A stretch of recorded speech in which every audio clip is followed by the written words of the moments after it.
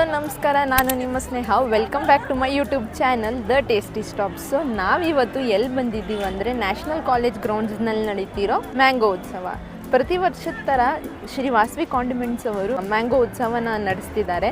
ಇದೇ ತಿಂಗಳು 27ರಿಂದ ಮೇ 4ನೇ ತಾರೀಕು ತನಕ ಈ ಉತ್ಸವ ನಡೆಯುತ್ತೆ. ಬೆಳಗ್ಗೆ 11 ಗಂಟೆಯಿಂದ ರಾತ್ರಿ 10 ಗಂಟೆ ತನಕನೂ ಇರುತ್ತೆ. ಬನ್ನಿ